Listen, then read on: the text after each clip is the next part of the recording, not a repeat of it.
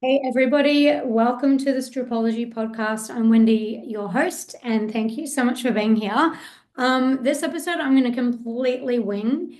I'm about to go down south. My husband's got a triathlon, and yeah, just gonna be quickly recording this. I've got a few ideas floating around in my head, so we'll see what comes out of my mouth, which is kind of on topic with what I want to bring up. And yeah, I just feel really, really, really grateful. I'm stepping into a season of my life where I've just had the last calls for this round of the Industry Academy. Um, this round was round 10, so it's just, yeah, something that I'm so proud of and just so grateful for. And it's always an amazing experience. And I feel very, very blessed that I get to meet and work with such incredible people. I've always been in awe of people in our industry. Having been in it for so long, like I just have so much respect for the craft, like it's a whole fucking thing. And so yeah, I just love supporting people in their journey, and it looks different for everyone. So yeah, it's been really great. And I'm skipping the next round. So normally I do 3 rounds per year. But I've decided to skip the middle round and the next round's in September. So literally between now and September, I've still got my clients that are doing the 6 month intensive mentorship. So I've got calls there and I've got some private clients doing one-on-ones. But other than that, like I'm really working towards clearing the plate for a little bit. And it's just that's so different for me. I'm really excited for the unknown, which is really cool. Like it's taken me ages to get to that point. So, yeah, we shall see what unfolds. I really just want to focus on structure, and just doing whatever the fuck I want. I don't know. We will see. Like, it's hard to put into words. Like, I actually do feel like there's a full purpose with this, but it's more like I'm waiting for it to unfold and really enjoying the mystery. But it feels so aligned. Yeah, very hard to describe, but I've had periods in my life where I'm like, fear of the unknown, feeling like I've got to micromanage everything, like control, can't give myself any breaks, like all these things. And yeah, it has taken me a long time to get to this season. So I'm actually really excited because the unknown can be scary or it can be fucking freedom, which is what we all secretly, maybe not all, but like a lot of people, what is it all for? Oh, freedom, freedom. And it's like, sometimes it's definitely a state of mind more than we realize. So yeah, really wanting to explore the void. Now, just a quick little topic that's been like, rattling around in my head. Um, is it sort of stems back to like enoughness. But the topic that's like, like above the whole enoughness thing, because feeling not enough is such a universal human thing that whether we're aware or not, it's uncomfortable, and it might rear its head in different ways at different periods to different intensities. And it's just something that, is quite a journey to sort of come back to yourself and be like, oh my gosh, I've been enough. I've been enough the whole time. Oh my gosh, I was going around feeling not enough. And, it's not like a once and done thing. But it's definitely something like that I can talk from my own journey that has been a huge journey, and it takes a lot of strengthening. And you might be like, oh cool, like I feel like I've like worked on that heaps, and then something else pops up and you're like, oh, I'm not enough and blah, blah, blah. Anyway, so just that topic. But the thing above that I wanted to bring up is I've been hearing around the place, either through friends or even my mum actually, and clients as well, just this notion, and I want to put it out there in case it's something that like you experienced but you haven't quite thought about. is the belief that you're not funny, right?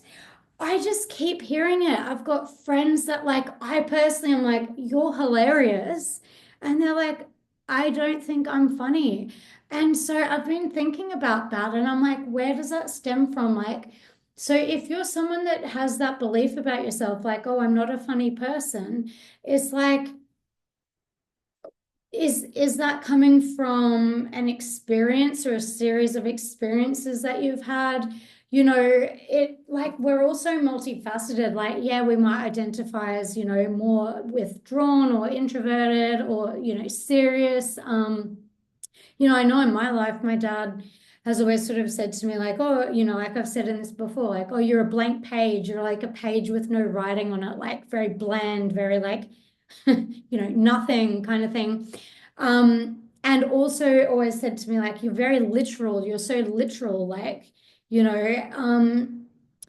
and there's parts and times where I've taken that on board and I'm like, oh, like I need to loosen up or whatever. But then actually, then there's other periods where I'm like, I'm way too loose, like, so anyway, just putting that out there because I have been hearing it. And like, even my mum, like I mentioned, she will say like the funniest things where I find her hilarious. And she's like, oh, you're the only one that like laughs at my jokes. Or like, no one really says to me I'm funny. And sometimes it can just be like the company that you keep, or sometimes it can be that belief. And then you hold yourself back because you've got this belief around like, oh, I'm just not a funny person.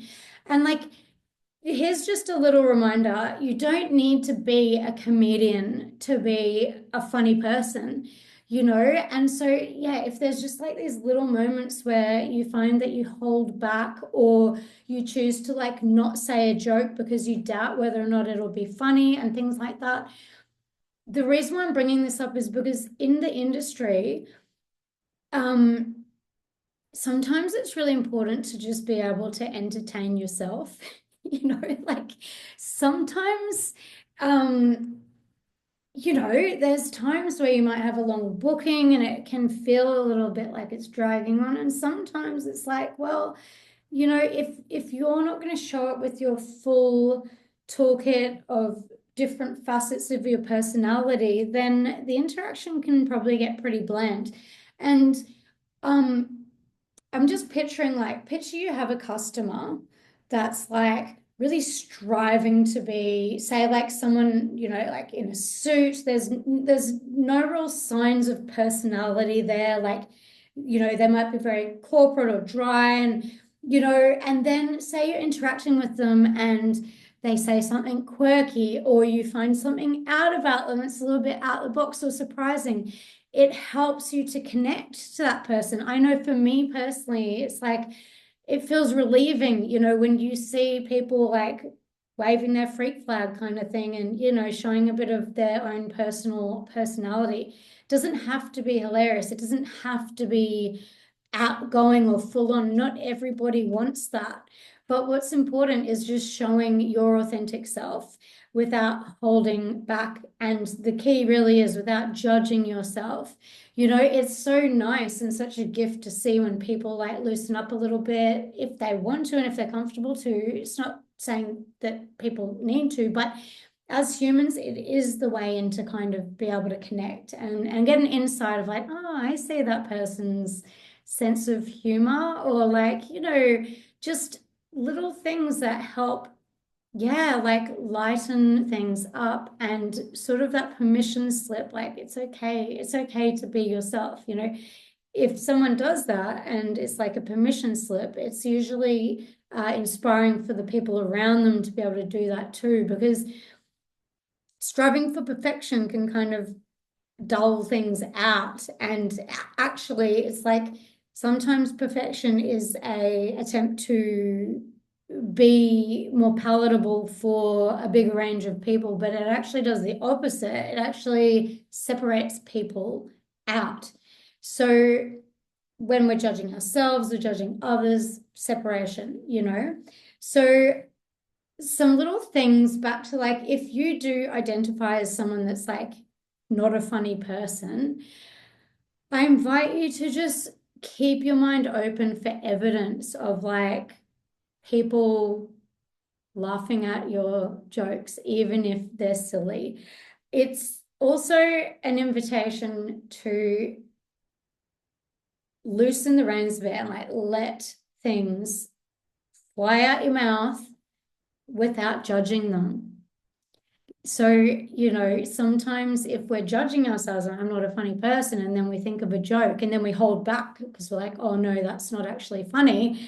Again, I just view that kind of thing is kind of robbing the world of your unique expression.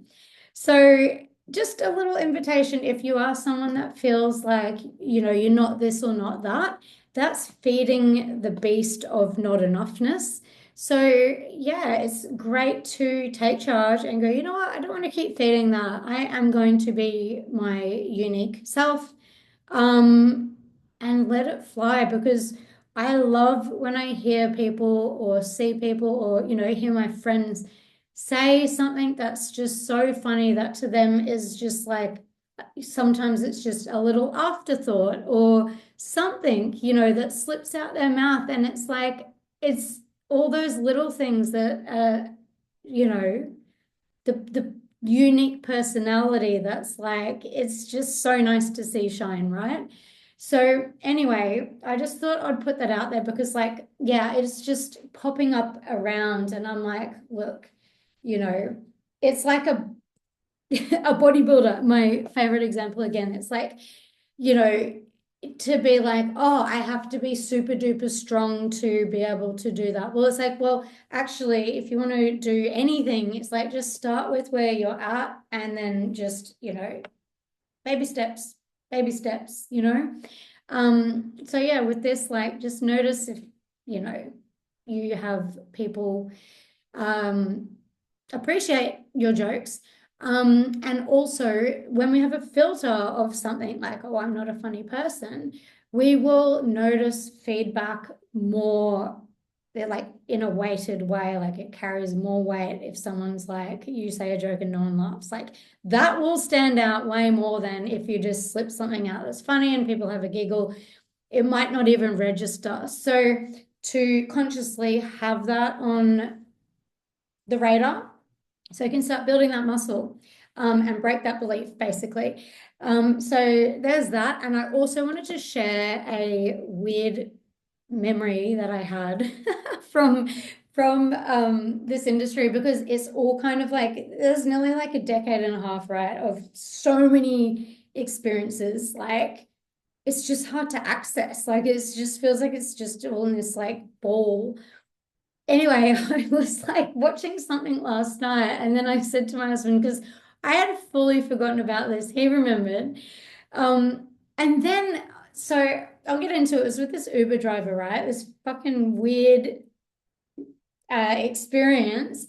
And then I realized when I like thought about the whole night, I was like, oh my gosh, like that whole night was really crazy. Looking back, when I was doing privates all the time, so it's like private waitressing, you go to people's houses, you might be in an apartment, you might be, wherever on a boat, like a venue, like whatever it is. And this night started from what I recall anyway, because sometimes you do a few jobs in a night, you go from one spot to another and it's like, it's just so random, which I kind of love. But it did take me years to get comfortable to do privates, being a club girly for like over a decade. I was always a bit scared, but then when the timing felt right, I felt confident enough to do it. So it's kind of like just another branch of the industry, waitressing without your clothes on.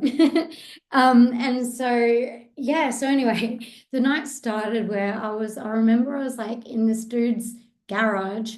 There was like a few people there, and I had a friend there, and he had an ankle bracelet on. So obviously he was like on parole for whatever.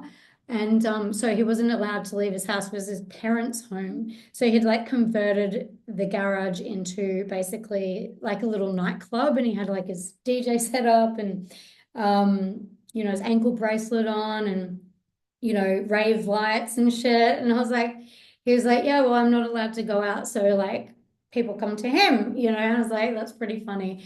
And so then the night I was there for probably several hours, and then like night and day, and then I had a regular call, and I went to his house, and he like lived in this massive, beautiful mansion right near the beach.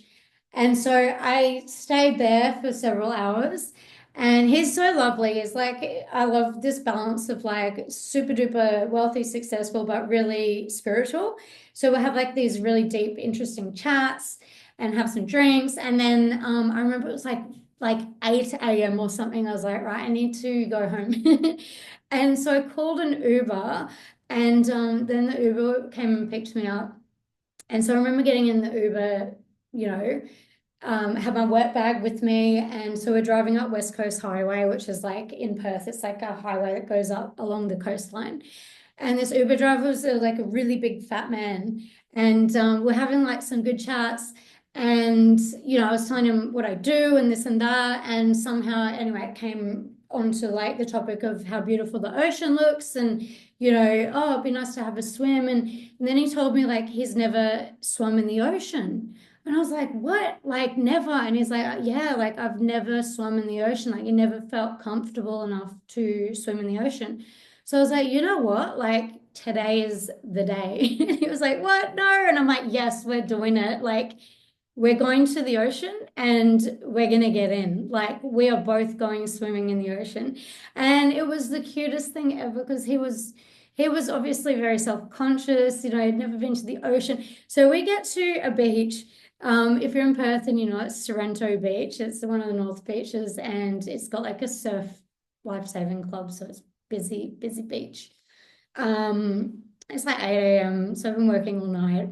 And I just remember like, if you have to get changed, anyway, it was pretty public. And I just was like, I'm going to close my eyes. And if I can't see anyone, hopefully they can't see me. And I just had stripper outfits. So I put on this like sequence bikini, G-string. Anyway, and we must have looked like the oddest pair.